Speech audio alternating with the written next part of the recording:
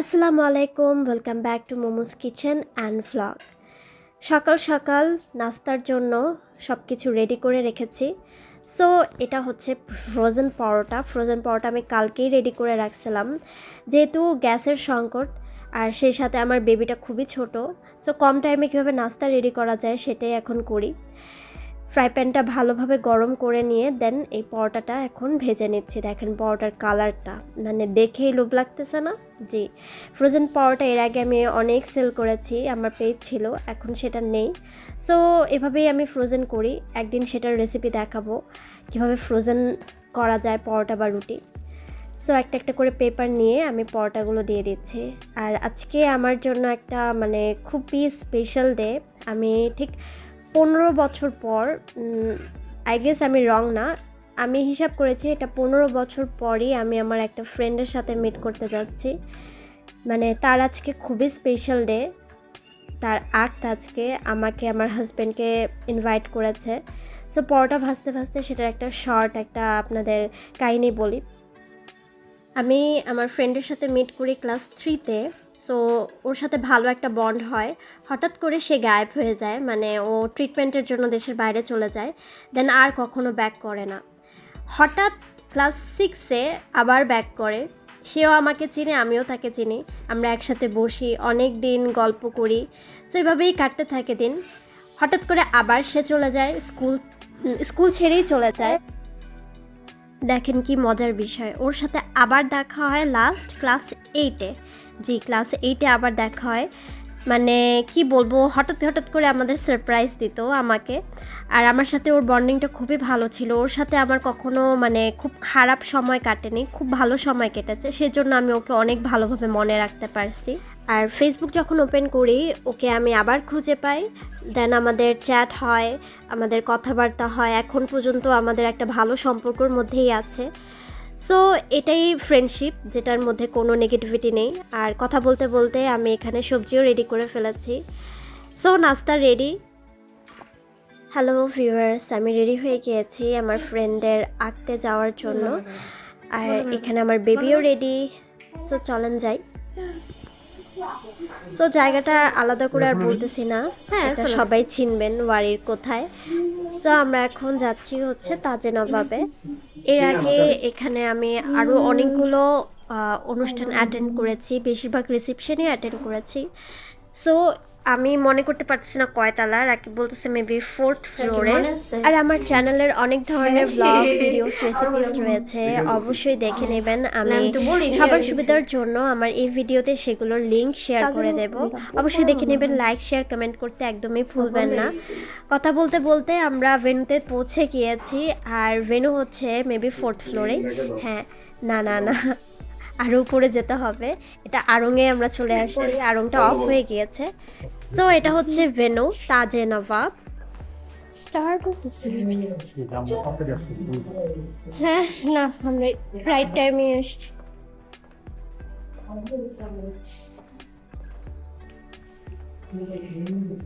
আজকে যার আমরা আখ খেতে আসছি তার নাম হচ্ছে নিশা, আর তার গ্রোমের নাম হচ্ছে লিমন। আর এই সাইডটা খুব সুন্দরভাবে ডেকোরেট করা হয়েছে। সো চলেন ভিতরে যেয়ে দেখি।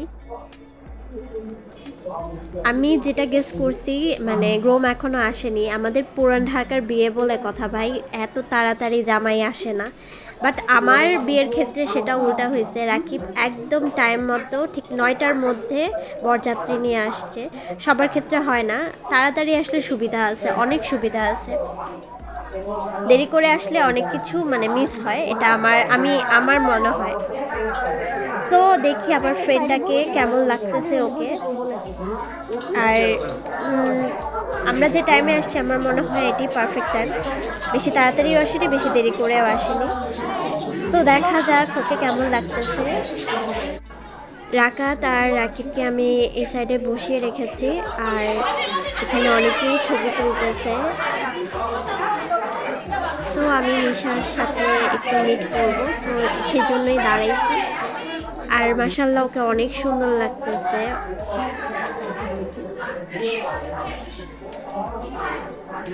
তো টাকা নিসা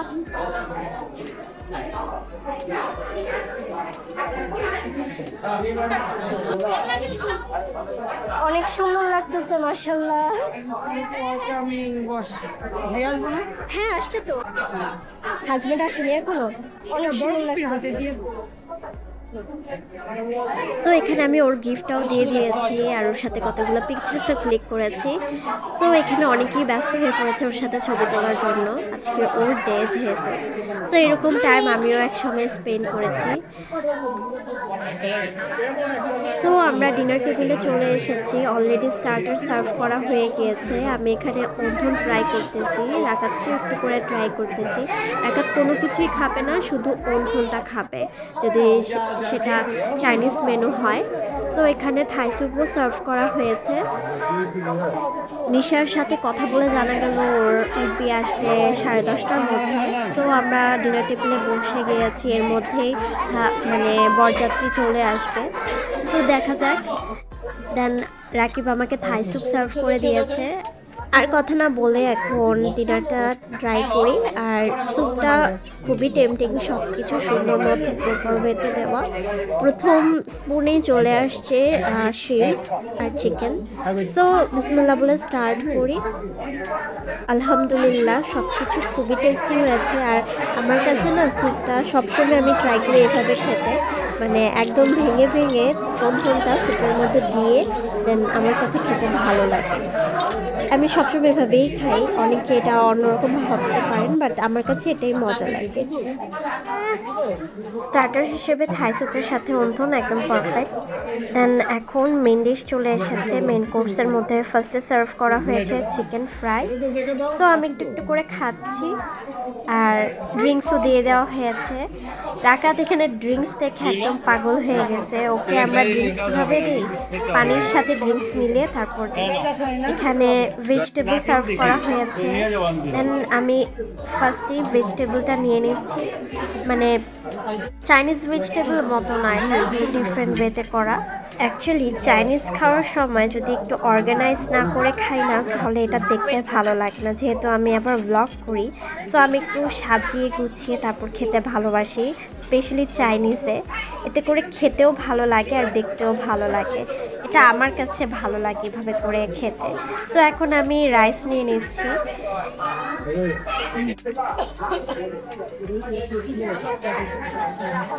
রাইসটা টেস্ট করে আমার কাছে ভালো লেগেছে, মানে একটু মাইল্ড ফ্লেভার, বাচ্চারাও খেতে পারবে। এখন নিচ্ছি বিফ, এটা পেপার দিয়ে বিফটা রেডি করেছে, ব্ল্যাক পেপার দিয়ে, দেখি লাগতেছে এটা স্পাইসি হবে। এখন পর্যন্ত সবগুলো খাবারই আমার কাছে মজা লেগেছে আর আলহামদুলিল্লাহ খাবারের টেস্ট খুব ভালো। এর আগে তাজে নবাবে যখন আমরা প্রোগ্রাম অ্যাটেন্ড করেছি তখন আমরা বাংলা মেনু খেয়েছিলাম আর বুফে খেয়েছিলাম, চাইনিজ মেনু খাওয়া হয়নি, এটা আজকে ট্রাই করলাম। ওভারঅল ভালো, খারাপ না। আর লাস্টে ডেজার্ট হিসেবে দিয়ে দিয়েছে মিষ্টি দই। আমি প্রথমে মনে করেছিলাম এটা ফিরনি হবে, বাট রাকিব বলতেছে এটা মিষ্টি দই। সো এটা একটা ইন্টারেস্টিং, এর আগেও আমি কতগুলো অনুষ্ঠানে রাতের বেলা মিষ্টি দই মানে সার্ভ করেছে ডেজার্ট হিসেবে, ইন্টারেস্টিং এটা। আমার কাছে মিষ্টি দই ভালো লাগে। আলহামদুলিল্লাহ সবগুলো খাবার আমার কাছে খুবই ভালো লেগেছে। আর শীতের দিনে গরম গরম চাইনিজ মানে খাওয়া মজাই বললাম আলাদা। আর শীতের মধ্যে বিয়ে আমার কাছে খুবই ভালো লাগে, স্পেশালি খাবারের জন্য। ডিনার শেষ না হতে হতে বরযাত্রীর আওয়াজ পেয়ে গিয়েছি, চলে এসেছে জামাই। এখানে বিয়ে পড়ানো হচ্ছে, আক্তের সব থেকে গুরুত্বপূর্ণ একটা রিচুয়াল, বিয়ে পড়ানো হচ্ছে। সো আমরা এখানে সবাই দাঁড়িয়ে দাঁড়িয়ে দেখতেছি।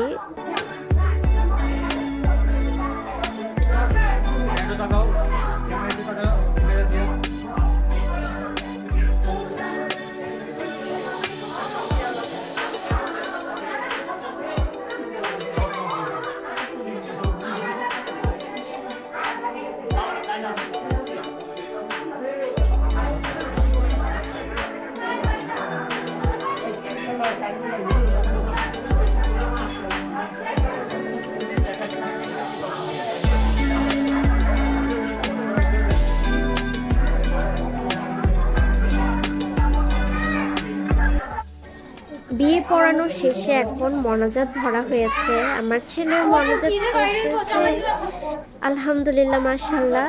আর রাত এত হয়ে গেছে 12টা প্লাস বাজতেছে, এখনও ওর হাজব্যান্ড ওর সাথে স্টেজে বসেনি। সো আর অপেক্ষা করব না, নেক্সট প্রোগ্রাম ওর একটা বড় অনুষ্ঠান হবে সামনে, সেটার জন্য অপেক্ষায় আছি। ওকে বিদায় দিয়ে আমি চলে আসতেছি। আজকের ব্লগ কেমন লেগেছে অবশ্যই জানাবেন, লাইক শেয়ার কমেন্ট করতে ভুলবেন না। আল্লাহ হাফেজ।